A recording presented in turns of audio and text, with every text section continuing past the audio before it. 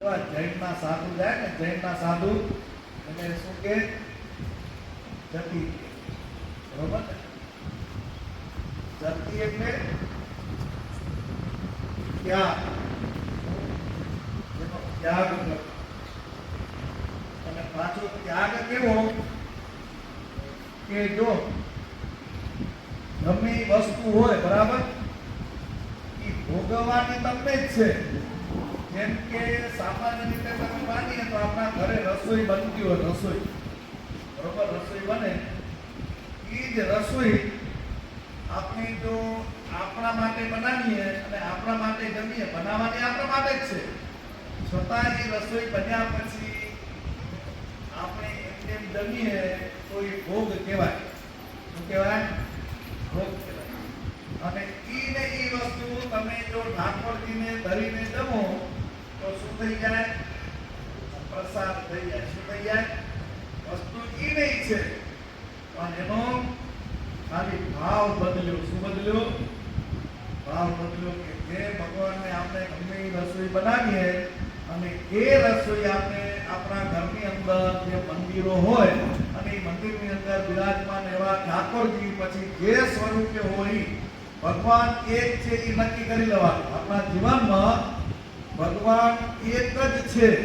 હું ભગવાન અલગ અલગ નથી કે આ સ્વામિનારાયણ છે એ અલગ છે, આ કૃષ્ણ છે એ અલગ છે, આ રામ છે એ અલગ છે. ભગવાન એક જ છે. જે સમયે જેવી રીતે જેવી જરૂરિયાત પડે એ સમયે ભગવાન આ પૃથ્વી ઉપર પધારે છે. એટલે આટલું તો આપણા મનમાં નક્કી રાખવાનું કે ભગવાન એક જ છે. પછી તમે ગમે એ સ્વરૂપની તમે ઉપાસના કરતા હોય, આજે આહિર છે તો વધારે પડતા શ્રી કૃષ્ણ ભગવાનને માને, તો શ્રી કૃષ્ણ માનો કે રામ માનો કે સ્વામિનારાયણ માનો અલગ નથી, પણ જે સમય જેને ઉપાસ્ય દેવ હોય એને મુખ્ય માને. અને એ માનવાથી કે જેમ આ ધરતીમાં એવું કે જે પોતે જો ભગવાને જ્યારે સીતાજીનું હરણ થયું, ભગવાન રામચંદ્રજી જંગલની અંદર હતા, વિચરણ કરતા હતા, પંચવટીમાં આવ્યા અને પંચવટીમાંથી પછી આ બધું ષડયંત્ર ત્યાંથી રચાયું. મારીથી ત્યાં આવ્યો, સોનાનું મૃગ રૂપે બન્યો, અને બધી રાવણે બધી આ લીલા રચી. અને શૂર્પણખા પણ ત્યાં આવી, એના ભાઈને વાત કરી કે ભાઈ રામની પાસે જે સીતા છે ને એના જેવી દુનિયામાં કોઈ સ્ત્રી છે નહીં.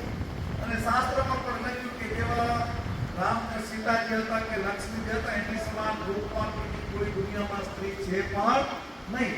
એટલે એની રાવણની બેન શૂર્પણખાએ આ બધા સમાજને દેખાડ્યો.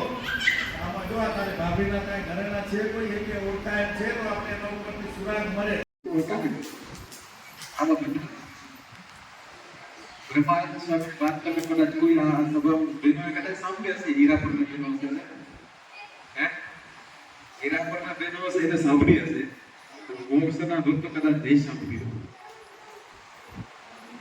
સ્વામિનારાયણ ભગવાનના એક સંત એમનું નામ છે બ્રહ્માનંદ. એ સાધુ નહોતા છે ત્યારે ગઢવી હતા, ગઢવી ચાલક જ્ઞાતિમાં. અત્યારે જે શિરો જોયું, કદાચ કોઈ જોયું, શિરોઈ બાજુમાં શિરોઈ ગામ છે. શિરોઈની બાજુમાં એક નાનકું ગામ છે ખાણ.